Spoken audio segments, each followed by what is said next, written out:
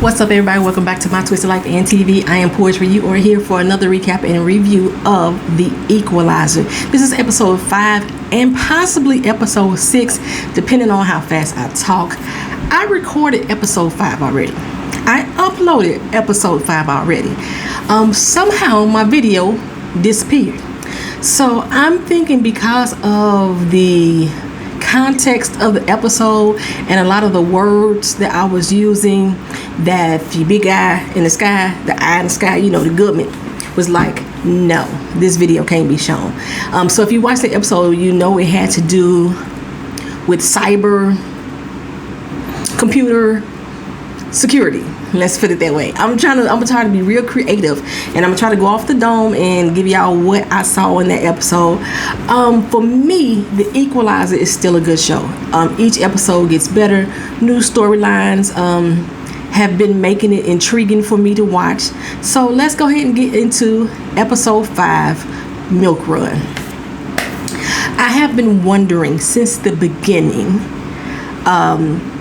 when Robyn was going to have to deal with the CIA and whether or not she's going to actually do a case for them. Like, she told him she wanted to be freelance and she picks her own cases or whatever, but this particular time they need her help. There's a professor who is I want to say a foreign diplomat, or he's kin to foreign diplomats, and he is missing. He's gone bye-bye. And first, Robyn is like, I don't go to missing persons, you know what I'm saying? That's not my job, you know. I'm here to help people get out of situations. He apparently was a drinker, so he could have been on an alcoholic binge. He was a teacher at the school who was just like goofing off, apparently. And so, yeah. She's like, I don't want this job, but since he got friends in high places, she's like, you know, right, I'm gonna go ahead and take it. So she starts to investigate to this professor. Like I said, they show video of him. He in class, drunk, stinking drunk, y'all, right? But we got to figure out, like, if he gone somewhere or if he disappeared, what really happened. So, you know, Harry went into his little bags of tricks, started to look him up and everything about this man started disappearing off the internet 3 days ago.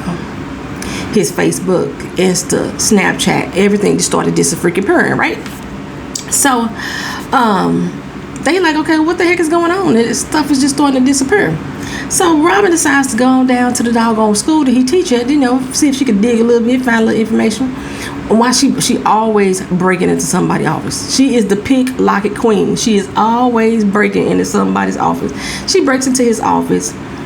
He ain't been there in a while. You could tell he ain't been there in a while. There's dead flowers, dead orchids sitting up in there. She finds some paperwork from a grant, somebody who was funding his grant, who just decided they was gonna pull their funding, got rejected. She found a lot of stuff in there. And then one of the other professors come in to basically tell him that he ain't got no job no more. But since they can't see him face to face, they can't tell him. And he ain't been back to his apartment or nothing like that. So they like, what's really going on? She pretended that she was the one who was writing up the grant or giving him his funding, and they trying to figure out before they put in money what's really going on. So, you know, she got old boy to spill some tea. Like I say, when he showed her the video about him just in class, just stumbling and drunk, you know, she was like, look here, this is just too much for me, you know. So she goes on to trace the orchids, because now we need to know why who sent this drunk, this incompetent man, who was sending him some flowers. Like, who did it? So what she did to find out, she called a doggone florist, right? And the florist pretended that she was the secretary who had supposed to be ordering the cards or whatever, or she had lost the card. And she was like, oh my God, I'm so sorry. She turned into, she put a Karen voice on him, put a Karen voice on him, was like, oh my God, I lost the card and I'm gonna lose my job, and da. So the florist decided to tell her what was on the card. It didn't have a mention of a name, but it seemed like it was some coordinates, you know, or with some random numbers. Well, between her, Mel, and Harry, they sat up there and they looked at these numbers. They realized that it was coordinates. It was longitude and latitude. And from those coordinates, it happens to be a location right there in the city. Okay, so when she gets there, it was basically like the Orchid Club or something like that. What I found interesting, when she walks into this space and the lady asked her did she have her orchid invitation, she said she already see her party. Well, still, don't you supposed to have an invitation though? Okay, whatever. But she walked on over to the old boy. He's sitting at the table. Of course, he thought she would be servant. You know, so talking to her about how weak the soup is, it ain't really a consomme, and the wine ain't this, that, and the third. You know, he telling her all the things that he felt was wrong. You know, hey, how you doing? None of that. He didn't give none of that. And you know, she broke it on down. What it actually is, this, then the third. You know, everything that he said, she was able to counter with her wits and smarts. Okay, I don't remember how they got into the point where she was like, who she was, you know, that she was, she told him this, it was people out there looking for him. And he was like, I don't care who looking for me. I've been waiting months to get my orchid invitation to this place. This chef is all the rave. I'm going to sit here and eat my doggone food, right? So I ain't moving. I ain't going no doggone where. Have y'all ever been to a place like that? I have. I've been to a place like that. It was actually a poetry spot up in Chicago. It was called the Urban Myth, right? And nobody knew the address of this place. In order for you to get there, you had to know somebody who knew somebody who knew somebody to get up in the joint, right? So I was coming in from out of town. I had me some Chicago connections, what have you, and they hooked me up with a person who hooked me up with the person. And the day I arrived in Chicago, I got the address to the location. It was a little underground spot. They had some good ass food, right? The poetry was off the chain, much fun. You know, you had to knock a certain way just to get up in the joint. It was really cool. I really enjoyed it, really liked it. And I never told nobody else where it was at. Didn't take nobody else back with me either. Only the people who was on my original invitation, because they had to know who you were. You know what I'm saying? I don't even know if the spot is still open, but I know the guy who runs it. I'm still connected with him on Facebook. You know what I'm saying? I still don't even know what his real name is. We still go by the name of the place. His location was called Urban Myth. That was a cool little spot, you know. But I know he cooking like he got out. His food was the bomb. His food was the bomb, right?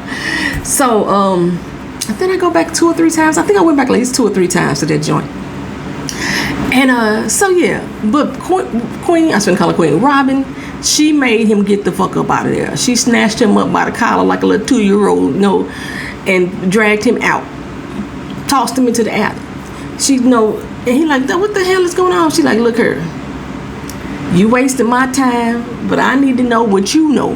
What were you doing? Okay. So while they was talking, the Chinese triad done rolled up.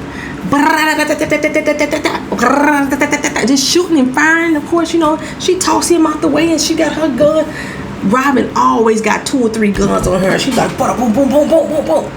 Robyn be whooping ass. I'm telling y'all, if y'all want to see Queen Latifah at her best physical shape, doing the damn thing, watch this show. Robyn be whooping ass. Whoever choreographs her fight scenes, they be on it. They be on it. So she got all the gunfire going out. She taking out people left and right, you know, the triad retreat. But she turned and looked, and old boy is gone. I forgot his name. I'm going to call him the foreign diplomat. He gone. He done took off. So now we got to hunt for Red October. Find his butt again. So Harry was able to hack the CCTV cameras, you know, and get some footage of what's going on in the doggone alleyway. And they like, okay, why is the Chinese triad after him? You know what I'm saying? What's really going on? And Mel looked like, okay, check out the projection of those doggone bullets that's flying around there. They weren't trying to get him at all. They was trying to kill you. So my first thought is, what the heck does the Chinese triad want with Robyn? Basically, they wanted to get her out the way because they want the diplomat. He's an asset. He's like priority to them. Okay, so of course, you know, Robyn, she got, by her being former CIA, she got connects all over the place, right? So she goes over into the Chinatown and she talks to her old buddy, somebody that they done did business with before, you know, on the illegal tip, you know, getting stuff done and making things happen.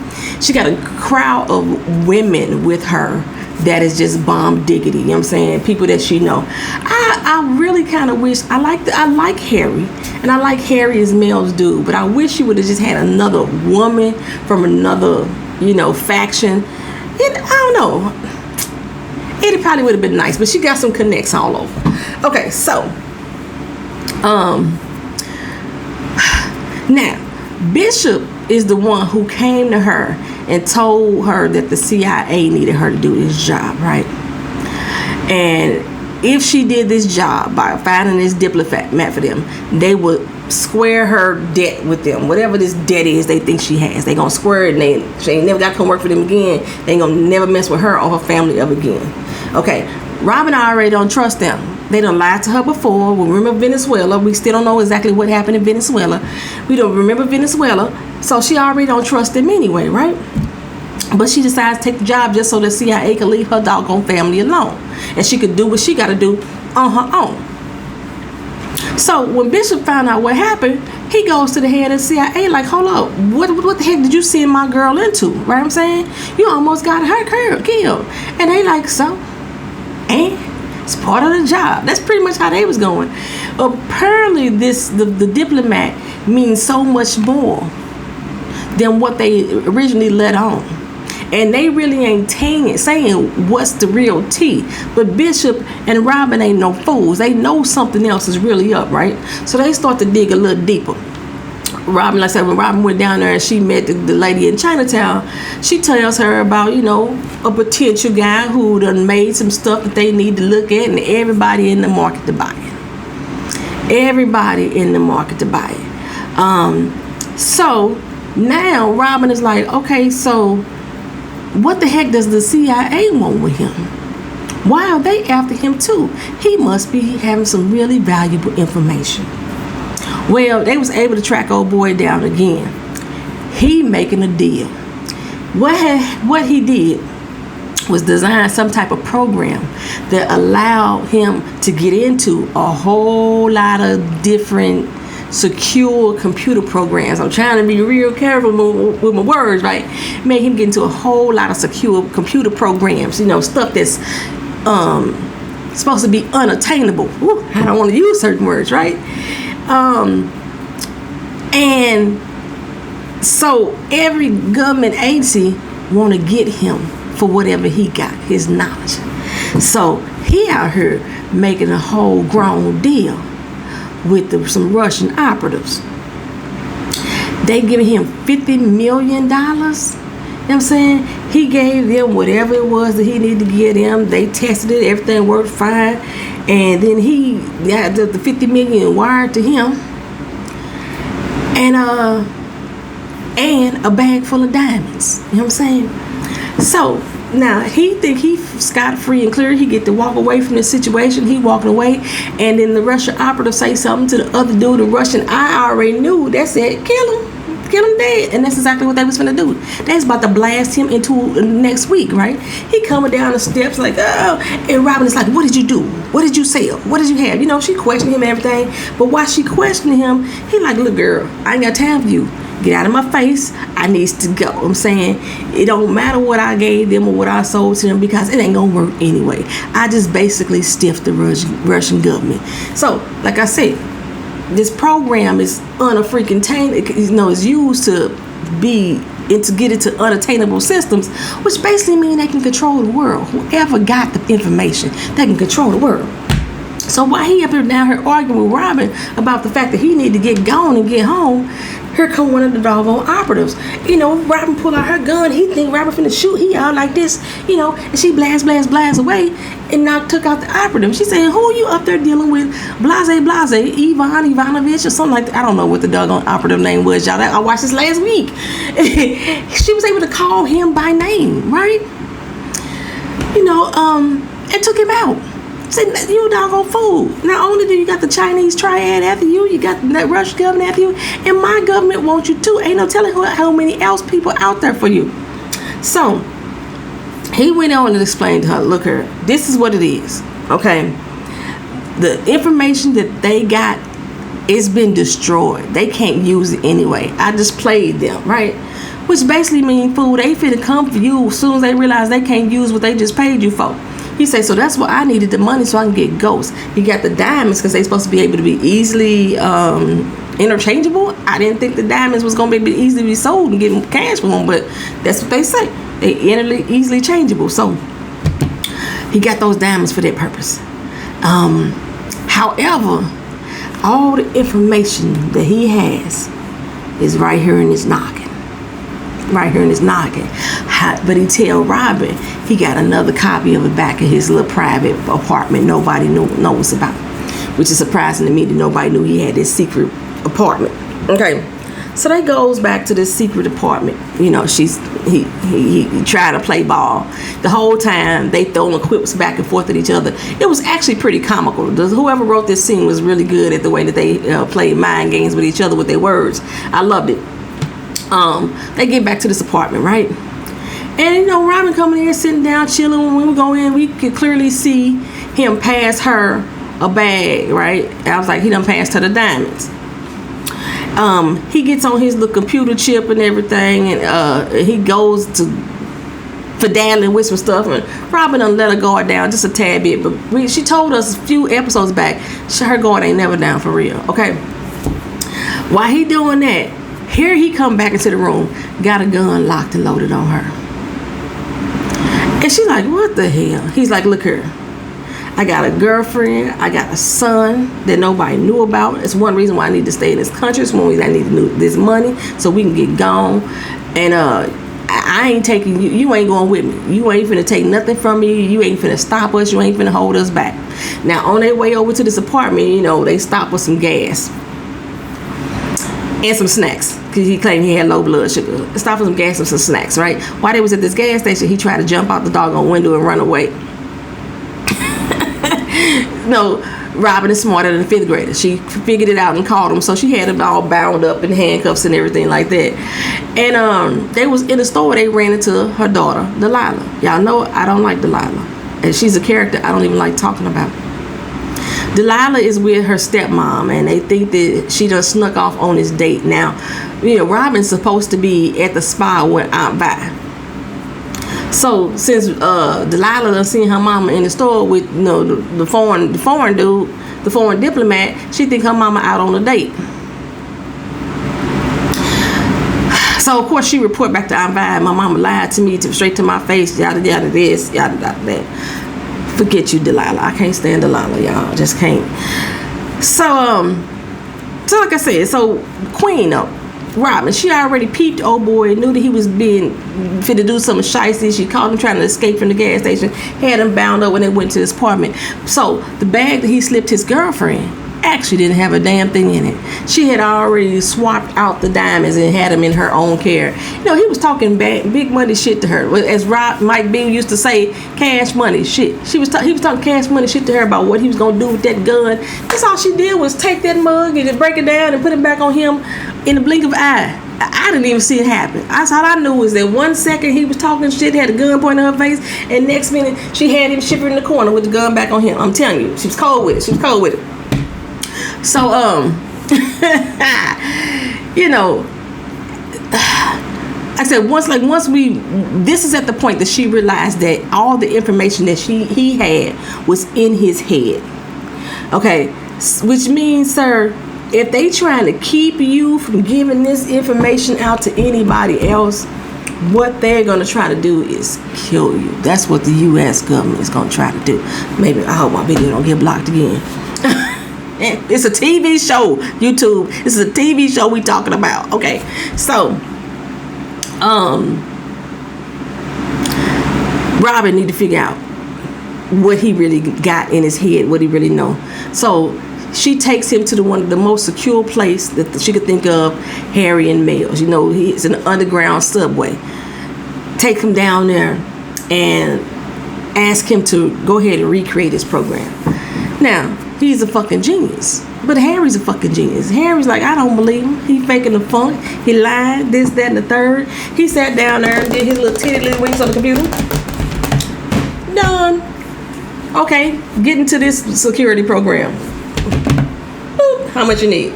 Get into this security program. Boop. Everything that Harry said was unattainable to enter into, he was able to do it with no problem. You know what I'm saying? No problem. It's just like, what else you need? Making it realize how dangerous of a mind this guy really had. You know, he was a narcissist, you know what I'm saying?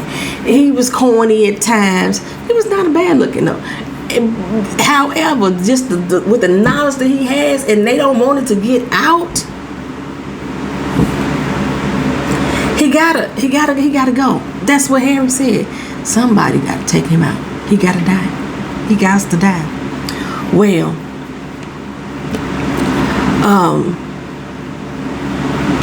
Robyn calls on Bishop for help.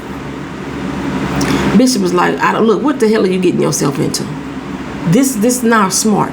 You need to turn him in. If everybody is after him, they doggone sure gonna be after you. Turn him the heck in, right?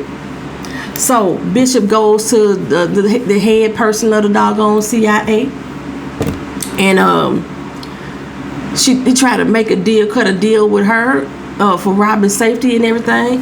When we come back, we see Robyn saying that they're gonna make an easy transition and get him to safety. They had set up a whole destination where they can get him out of here, get him passports and all that stuff, and get him the heck out the country, right? That's what Robyn think is gonna happen. And so she walking along, and her Bishop coming along, and all of a sudden the CIA just swoop in on them, come all over the place, right? And Robyn is like, what the heck happened? Bishop, I thought I could trust you. I was mad as hell at Bishop at this moment. Like, no, my boy did not play her. He was like, you knew it had to go down this way, Robyn. I was like, no, it didn't, Big. This is why Carrie left you in Sex in the City. Well, you played her at the doggone altar. That's why she beat your ass upside the head with them flowers in the middle of the street. I'm just saying. Shoot, you gonna play Robyn like that? Okay. So somehow, during the exchange, they want to arrest Robyn. They're going to put her in cuffs and everything and take her in. And while they're doing this, a van rushes up, starts shooting, snatches up the foreign diplomat. When they snatch him up, the head of the CIA popped 3 right into the diplomat's chest. Dead. And Robyn's like, it didn't have to go down like this. I can't believe that you killed him. You killed him. You know what I'm saying? The people who rode up in the van still dragged the body off in the van. Maybe they could get some information out of him doing his last little left breaths or something like that. And they rolled off, right? So Robyn is like, fucking uncuff me. Take these damn cuffs off of me. They took the cuffs off of him. They took the cuffs off of him. And she got to go free. You know what I'm saying? Mad, bitter, bitching like, Bishop, I can't believe you. This how you gonna do me like that, dog, right? So, of course, the head of the CIA lady like, okay, it had to be done. No, my job is done here. And so Robyn said, that's it. I'm through with y'all. Y'all don't owe y'all nothing. And the CIA lady like, girl, bye. You probably owe us more now. Your debt ain't clean. You still gotta rock with us. You still gotta do what we say when I say do it, right? I don't like them either. But Robyn got to roll away. She rolled around the corner. I don't know. I think Bishop pulled up in another car or something like that. And she was like, I can't believe that. I cannot believe what just happened. Well, that's what Bishop was saying. And Robyn said, look, I told you the lady is nothing but predictable, right? So here's some guys roll up in the van. They all with Robyn. It was a setup. Robyn figured that this doggone director was going to try to take him out. So they set the whole, I'm going to snatch and grab him up. And so she allowed her to shoot him. He had on a vest. So he was like, still bitching and crying like, oh my God, I'm in so much pain. But you was alive, right? Just to get him to safety. Because now, in our government's eyes, he is no more. And of course that word is going to spread to the triad and spread to the Russians or what have you. And Robyn was able to set up or connect to get him across the Canadian border. And I think he's supposed to be forbidden from working on computers or something like that, because she told him, if I ever see you use this program at all in any kind of form or fashion, if you're just trying to hack an ATM number, something like that, I'm coming for you and I'm gunning for you when I do it, right? And you know I'll find you, right? So that's how that show that ended. They let him go on off to Wonderland, off into Canada. The border that they was at, from crossing over to New York to Canada, I think I've been at that border before on accident, because like customs supposed to be up ahead, but it's like really nothing. Because I remember when I used to go across in Detroit, and there's one in Detroit going over to Canada, you could drive across and there was like nothing there at the border. It's probably got people at the border now, I don't know, but you could just drive on into Canada. I looked up, I was in Canada, like where the fuck I get here? Because I actually had made a wrong turn. I wonder if that's like that in New York too, because there was one little spot they at the border and he finna cross over with old dude, and it said customs was ahead, but yeah, not really. I think that's the same border they crossing on Handmaid's Tale. I do. I just think it is. Anywho, that was the end of the Milk Run episode. Aunt Vi was pretty happy that she thought Robyn had went on a date. She didn't believe it when she said that it wasn't no date, it wasn't nothing like that for real. They was just happy to see that she had a man, or she was going off with a man or something like that. Ugh. That's the end of the episode, y'all. Of course, this is only episode 5 because I talk too doggone much. Thank y'all for being here. Thank y'all for watching. Like, comment, share, and subscribe. See you in the next video. Peace.